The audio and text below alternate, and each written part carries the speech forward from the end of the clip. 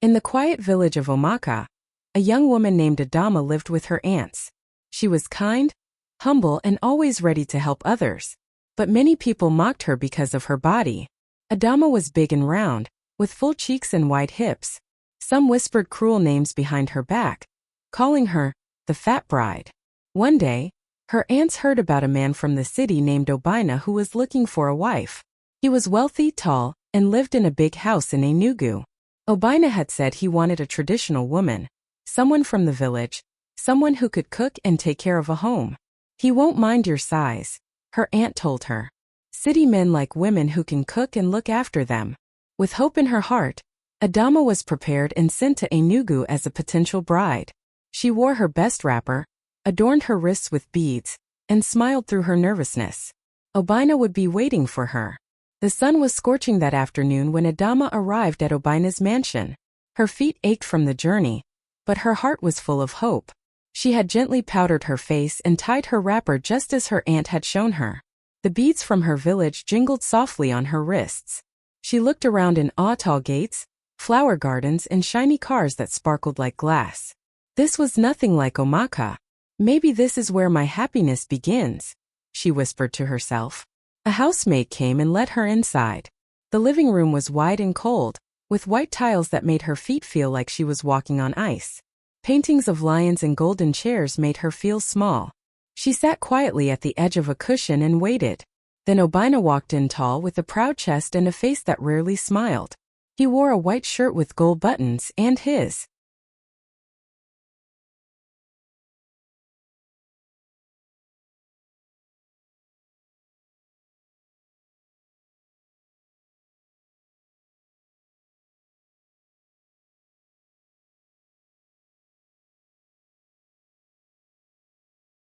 I scanned Adaoma from head to toe. His expression changed immediately. Who is this? He asked sharply. Adaoma stood and greeted him. Good afternoon, sir. My name is Adaoma. I came from Omaka village. I was told. Obina raised his hand to stop her. He turned to his younger sister, who stood by the door. Is this the bride you arranged for me? He asked in disbelief. Yes, brother, his sister replied. She's a good girl, well-trained, respectful, and Obina cut her off. But look at her. She's too fat, he shouted. Adaoma froze. Her heart skipped a beat. She had heard whispers before, but never like this, never so sharp, never so public. Obina circled around her, shaking his head. This is not what I asked for. I wanted someone slim and presentable. Someone I can show to my friends, not someone who looks like she eats 10 times a day. Tears burned behind Adoma's eyes. She tried to speak, but her voice trembled. I can cook well and I'm not opening a restaurant. Obina snapped. I don't care how well you cook. I can hire a chef. I need a wife who can make me proud.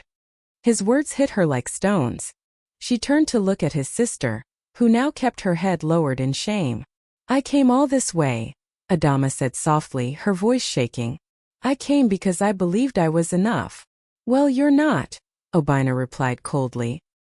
He turned and walked away, leaving her standing like a basket forgotten in the rain. Adaoma picked up her small bag and walked out. Her legs were weak, but she kept going. Past the gates, past the flowers, past the silent guards. She walked until she reached By the roadside near a small gutter, Adaoma sat and cried. Her wrapper was dusty, and her tears mixed with sweat.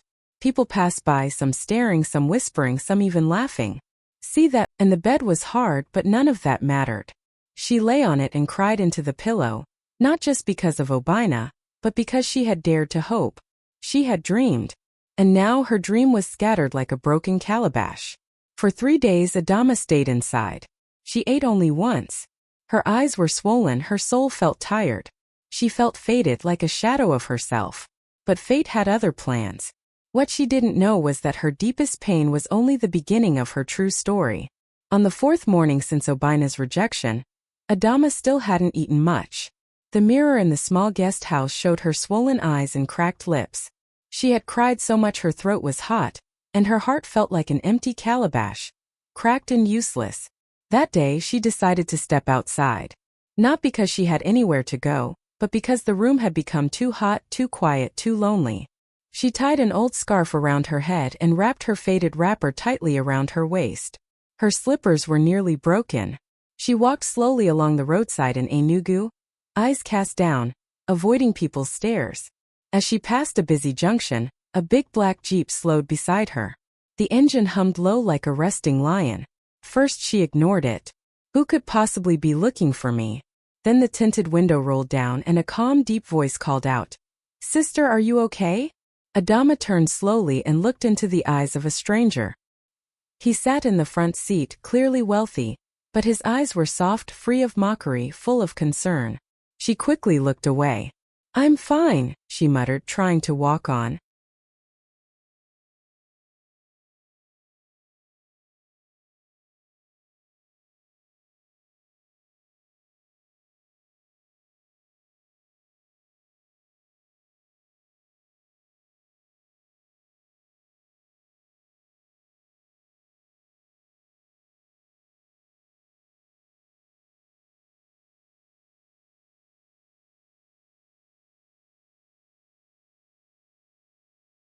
But the car crawled slowly beside her.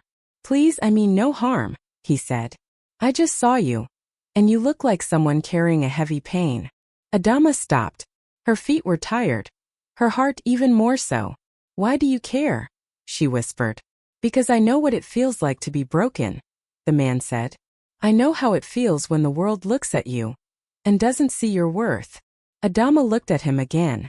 His words touched something deep inside her. Something softened. "What's your name?" he asked gently. "Adaoma," she replied. "Beautiful name," he smiled. "I'm Chuka. Can I take you somewhere to eat?" "I don't want pity," she snapped. "Not pity," Chuka replied. "Respect." There was silence. The kind of silence that speaks without words. Slowly, Adaoma nodded. She got into the car. The seats were soft and cool, and the air smelled of fresh leather and vanilla. For a long time, neither of them spoke. Chuka drove smoothly, stealing quiet glances at her. He took her to a small, peaceful restaurant. Not one of those flashy places where people wore suits and stared too much. This one was calm, simple, warm. He let her order whatever she wanted. At first she was shy. Then hunger won. She ordered jollof rice and plantain.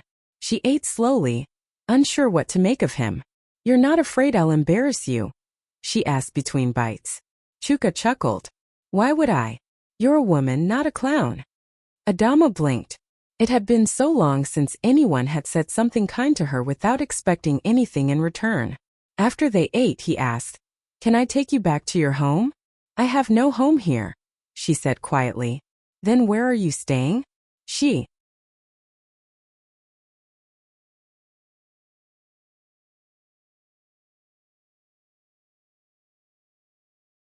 told him about the small guest house. He frowned. "No, that place is not safe. Please, let me get you somewhere better. I'll pay, no strings attached." She stared at him, suspicion creeping into her heart. "Why are you helping me, Chuka?" He took a deep breath and looked into her eyes. "Because I see gold where others see dust. I see a queen where the world sees only what it wants to." Adaoma didn't know what to say. No man had ever spoken to her like that before. She felt warm and afraid at the same time. Was this real? Could a man like him really see her?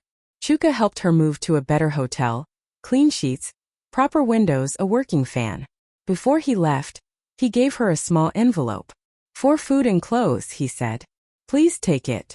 "I will pay you back," she replied. He smiled. "You already have. You trusted me enough to get into my car." That night, Adaoma sat on a soft bed and looked up at the stars through the window. She still didn't fully understand what was happening, but for the first time in days, she didn't cry. Instead, she remembered Chuka's words. "I see a queen where fools see shame." A small light flickered in her heart. Maybe, just maybe, she was not as worthless as Obina made her feel. And maybe this stranger in a jeep wasn't just passing through her story. Maybe he was sent by the gods themselves. Days turned into weeks. Adaoma stayed in the hotel Chuka paid for. It wasn't fancy, but it was clean, safe, and peaceful. Every morning, she would wake up to sunlight falling softly through the window.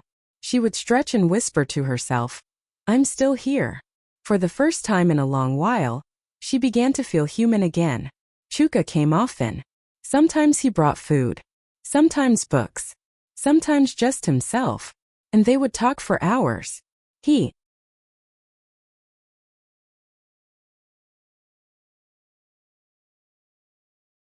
never touched her. Never used her sadness to take advantage. Instead, he asked questions that made her think and listen when she spoke. Why are you so kind to me? Adaoma asked one day. Even though I'm not fancy? He laughed gently.